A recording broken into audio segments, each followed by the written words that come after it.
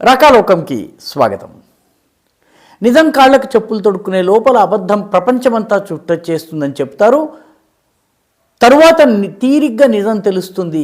కానీ ఈ అబద్ధం ఇంతకాలం చలామణి కావడం వల్ల వ్యధను అనుభవించిన వాళ్ళు, వేదనను అనుభవించిన వాళ్ళు, అవమానాల్ని భరించిన వాళ్ళు, వాళ్ళ పరిస్థితి ఏంటి? వాళ్లకు నిజంగా న్యాయం జరుగుతుందా? ఈ 20 సంవత్సరాలు అబద్ధము ఇష్టారాజ్యం ఏలుతోంది. కేవలం రాజ్యం ఏలడం కాదు, ఇష్టారాజ్యం ఏలేటటువంటి పరిస్థితి. దీన్ని ఎలా సరిదిద్దాలి?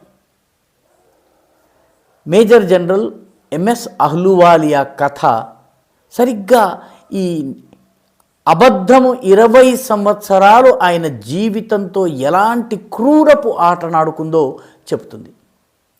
మనందరికీ తెహల్కా అనే పత్రిక గురించి తెలుసు. తెహల్కా అంటే సంచలనం. వాళ్ళు సంచలనం సృష్టించాలనుకున్నారు. ఈ సంచలనం సృష్టించడంతో పాటు కొంత స్వార్థం కూడా ఉంది. ఆ స్వార్థం ఏంటంటే, భారతీయ జనతా పార్టీ ప్రభుత్వం ఆ సమయంలో కేంద్రంలో అధికారంలో ఉంది కాబట్టి వాజ్పేయి ప్రభుత్వాన్ని అప్రతిష్ట పాలు చేయాలి. అప్రతిష్ట పాలు చేయాలన్నట్టయితే భారతీయ జనతా పార్టీ దేశం గురించి, దేశభక్తి గురించి మాట్లాడుతుంది కాబట్టి ఆ అంశం మీద పార్టీని అప్రతిష్ట పాలు చేయాలి. ఈ సీక్రెట్ కెమెరాలతోటి రికార్డు చేశామని చెబుతూ ఈ తెహల్కా పత్రిక యొక్క సంపాదకుడైనటువంటి తరుణ్ తేజ్పాల్, దాని పబ్లిషర్ అయినటువంటి అనిరుద్ధ బహల్, అదేవిధంగా ఒక సీనియర్ జర్నలిస్ట్గా అందులో పనిచేసినటువంటి మాథ్యూ శామ్యుయల్స్, వీళ్ళు ఆపరేషన్ వెస్ట్ ఎండ్ అనేటటువంటి ఒక సీక్రెట్ ఆపరేషన్ నిర్వహించారు. సీక్రెట్ కెమెరాని తీసుకువెళ్ళారు. ఆ కన్సీల్డ్ కెమెరాతోటి కొన్ని షూట్ చేశారు. దీనిలో బీజేపీ అప్పటి జాతీయ అధ్యక్షుడు బంగారు లక్ష్మణ్, ఆయన పూర్తిగా రాజకీయ జీవితం ధ్వంసమై చిట్ట చివరికి ఆయన జైలు శిక్ష కూడా అనుభవించాల్సినటువంటి పరిస్థితి వచ్చింది. పూర్తిగా ఆయనకి న్యాయం జరిగినట్టుగా లేదని చెప్పి చాలామంది అన్నారు. అదేవిధంగా అప్పటి రక్షణ మంత్రి జార్జ్ ఫెర్నాండెస్ రాజీనామా చేయాల్సి వచ్చింది. మొత్తం మీద ఈ కేసులో ఒక అబద్ధము 2 దశాబ్దాల పాటు చలామణి అయింది. అయితే ఈ మొత్తం కేసులోని నిందితుల్లో ఒక్క నిందితుడు ఎందుకు వచ్చిన గొడవ అని చెప్పేసేసి అవమానాన్ని దిగమింగుకుని బ్రతుకుదామని అనుకోలేదు. ఆయన కోర్టుకు వెళ్ళారు. తనపై మోపినటువంటి నేరాల వల్ల తనకు మానసిక క్షోభ కలిగింది, వ్యధ కలిగింది. తనకు పైన మోపినటువంటి నేరాలకు ఆధారాలు లేవని చెప్పి ఆయన కోర్టుకు వెళ్ళారు. ఆయన పేరు major general MS Ahluwalia. Major general MS Ahluwalia అప్పట్లో ఆర్మీలోని ఉన్నతాధికారుల్లో ఒకరు. త్వరలో ఆయన లెఫ్టినెంట్ జనరల్ అయ్యేటటువంటి అవకాశం కూడా ఆయనకి ఉండింది. ఆయన కూడా ఈ లంచం తీసుకున్నారు అని చెప్పేసి అప్పట్లో ఆరోపించారు తెహల్కా వాళ్ళు. తెహల్కాకు చెందినటువంటి తరుణ్ తేజ్పాల్ ఇన్వెస్టిగేటివ్ జర్నలిజంలో పాఠంగా మిగిలిపోయారు. ఆయన గురించి ఇప్పటికీ చర్చించుకుంటారు. ఈ అనిరుద్ధ బహల్, అదేవిధంగా శామ్యుయల్ మాథ్యూస్ ఎవరైతే ఉన్నారో వీళ్ళు కూడాను చాలా పవిత్రుల్లాగా, అవినీతిని బయటపెట్టిన వాళ్ళలాగా చలామణి అవుతుంటారు. అయితే ఈ MS Ahluwalia, major general MS Ahluwalia కోర్టులో కేసు వేసి నష్టపరిహారం డిమాండ్ చేశారు, అపాలజీ డిమాండ్ చేశారు. మొదట్లో ఈ జర్నలిస్టులుగా చలామణి అవుతున్నటువంటి సంచలనవాదులు బుకాయించారు, న్యాయం కోసం పోరాడతాం వంటి డైలాగులు చెప్పారు.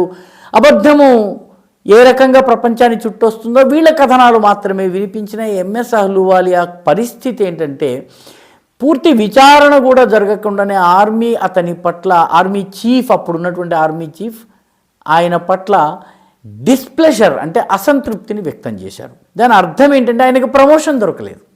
3 ఏళ్ల పాటు ఆయన ప్రమోషన్ని ఆపివేశారు.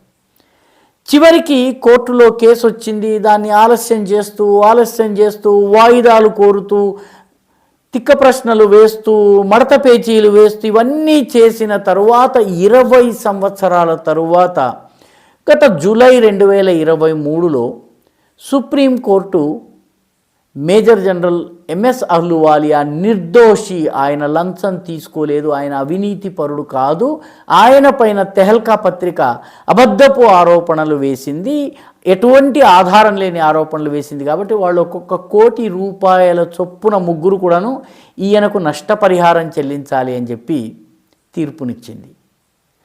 ఈ తెహల్కాకు చెందిన జర్నలిస్టులు ఎంత నిస్సిగ్గుగా వ్యవహరించారంటే, అవసరమైతే అపాలజీ చెప్పుకుంటాం కానీ ₹1 ఇవ్వబోము అని చెప్పి వీళ్ళు మళ్ళీ సుప్రీంకోర్టుకు వెళ్తే సుప్రీంకోర్టు జనవరి 12వ తారీఖున తీర్పునిచ్చి అపాలజీ ఇవ్వడంతో పాటు 10 లక్షల చొప్పున కోర్టులో డిపాజిట్ చేయాలని చెప్పేసి తీర్పునిచ్చింది. ఈ క్షమాపణలో ఎంఎస్ అహ్లూవాలియా అవినీతిపరుడు కాదు, ఆయన పైన వేసినటువంటి ఆరోపణలు నిరాధారం అని చెప్పి పత్రికల్లో ప్రకటన వేయాలి అని చెప్పి న్యాయస్థానం సూచించింది.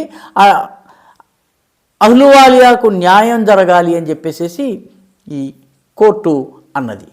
ఈ 20 సంవత్సరాలు ఒక క్షమాపణతో తరుణ్ తేజ్పాల్ తన మీద ఉన్నటువంటి ఆరోపణను కానీ నేరాన్ని కానీ తుడిచేసుకుని నిస్సిగ్గుగా బయటకు వెళ్ళొచ్చు. కానీ 20 సంవత్సరాలు తన యొక్క ప్రతిష్టను, పేరును, ప్రసిద్ధిని, పరపతిని కోల్పోయి ప్రజలకు ముఖం చూపించలేక అవమాన భారంతో మగ్గినటువంటి, తనలో తనే వ్యధతో కుళ్ళినటువంటి ఎంఎస్ అహ్లూవాలియా యొక్క వేదనను ఎలా తొలగించగలం?